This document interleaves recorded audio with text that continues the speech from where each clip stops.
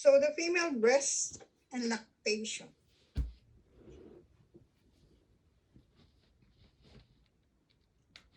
So we have around 20 lobules. See, you can see here, these are the lobules. And these lobules contain ducts. And those ducts are the one that produces the milk. So we have your mammary glands, and then located on the lobes are your alveolar glands, and they are the one that secretes milk or produce the milk. You can see.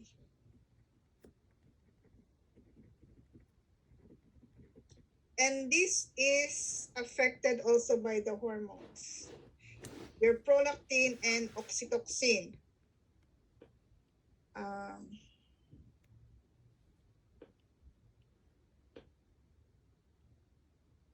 Let's read the one. So estrogen and progesterone, it prepares the breast for lactation.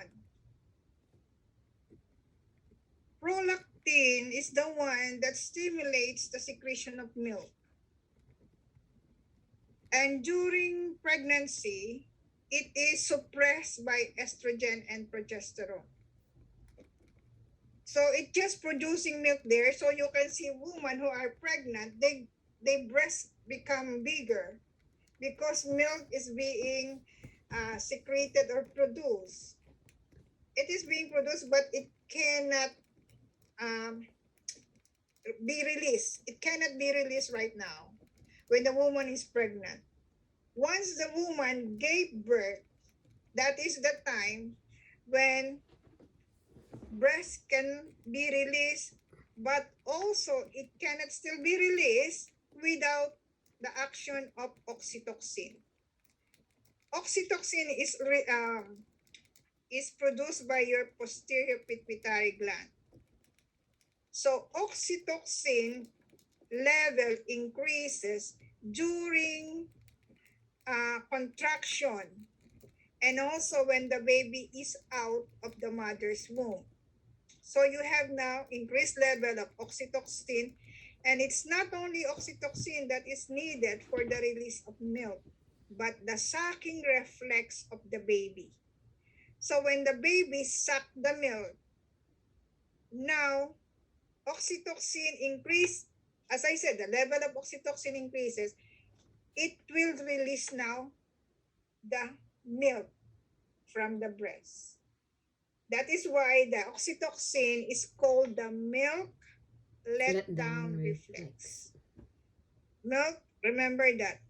Oxytocin stimulates the release of milk from the breast, and it is the one that will stimulate the milk to come out and the sucking reflex of the baby.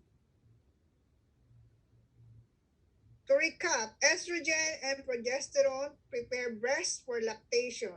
So that's the reason why the mother's breasts become engorged, especially when the mother is almost close to delivery. And after the baby is born, the oxytocin stimulates the release of milk from the breast. It's called the milk let-down reflex.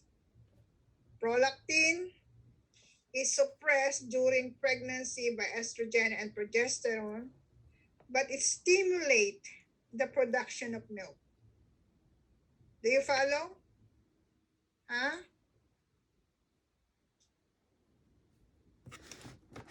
So sensory stimulus, the suckling of the baby. This is your posterior pituitary gland. Again, your hypothalamus.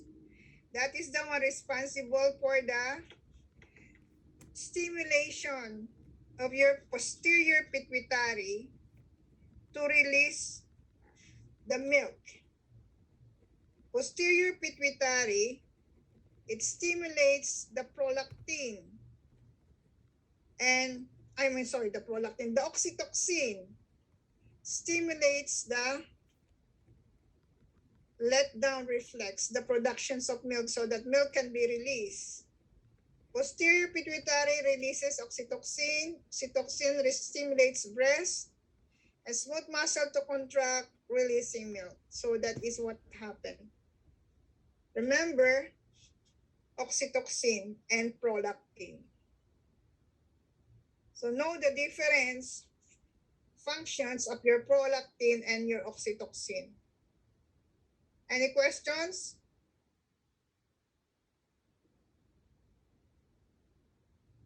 So there are different methods of birth control. You have the barrier method, hormonal, surgical, IUD, and behavioral methods. So how does barrier method? Well, can you give examples of barrier? A condom. Condom, yeah. What else? What are some forms of barrier method? Is it I don't know. What is it? The patch or what? I don't know. I'm You not have sure. your diaphragm. You place the diaphragm inside or spermicidal so that the sperm cannot penetrate. It cannot go inside the fallopian tube. And then hormonals, you have injectable hormones. You have hormones that are placed intradermally. You have hormones that are patches also. So hormonals, it suppresses the ovulation. That is the functions of hormones. It suppress ovulation. And then surgical, you have your ligation, tubal ligation in female, vasectomy in male. That is also one way of methods of birth control in male. They undergo vasectomy. And then you have behavioral methods. In behavioral methods, they use the rhythm method or the calendar method. They compute the date. If a woman has a regular cycle, so they do the calendar method on when the date that the woman is going to be fertile or not. If they want to have a baby, or if they don't want to have a baby, they use they know what days of the month that they can have sexual intercourse. Any questions? Huh?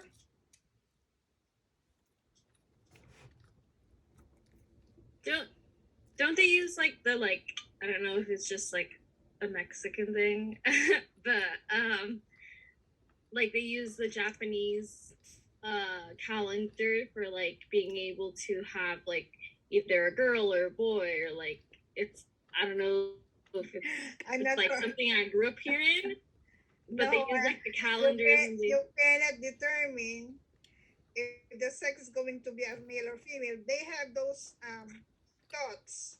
Yeah. Yeah. I thought so. But I don't think that works because then I will be happy to have that one. Yeah, if that is applicable, then a lot of people go. If that's true, a lot of people are going to use that.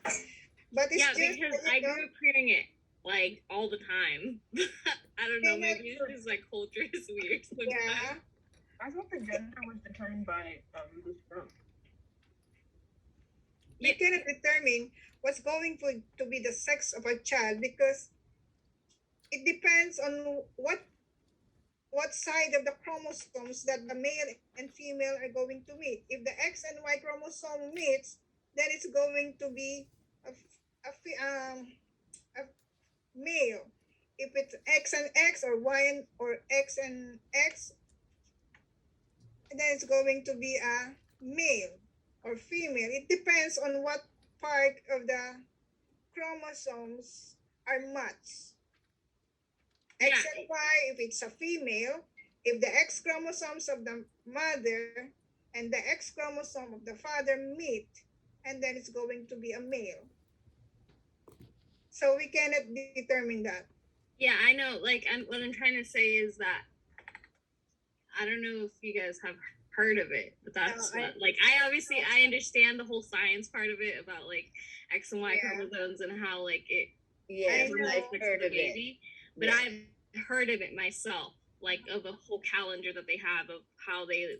It's just like a myth from back then. Yeah, it's a myth. It's Mhm. I don't think it has scientific basis. It's just that from old people we heard it until it transferred to the next generations. So it has no, I don't know, because but with science we cannot determine even by maybe in the near future, because medical science is very far advancing. It's so it's something that is I'm afraid of, because maybe later on they can clone human being. Yeah, because now they can read through computers what your brain is thinking. It's true. Those people who have stroke, they will attach a machine on their brain, and whatever they are thinking, it can be printed on their computer.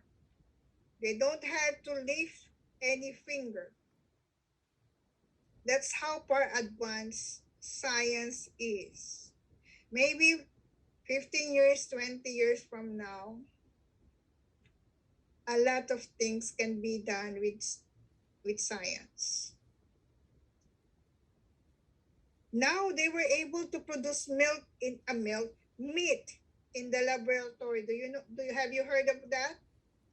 They were able to produce beef or chicken meat in the laboratory. It's frightening. It's the mass reduction of companies. Mhm. It's so frightening because I don't know, they have no more control of some of the things that are happening if it's okay, if they can find some cure for cancer, if they can find some cure for MS, that is good. But can you imagine making food in the laboratory, manufacturing meat? I think they do They that never know what will happen. in some places. Like where my parents are from, like they don't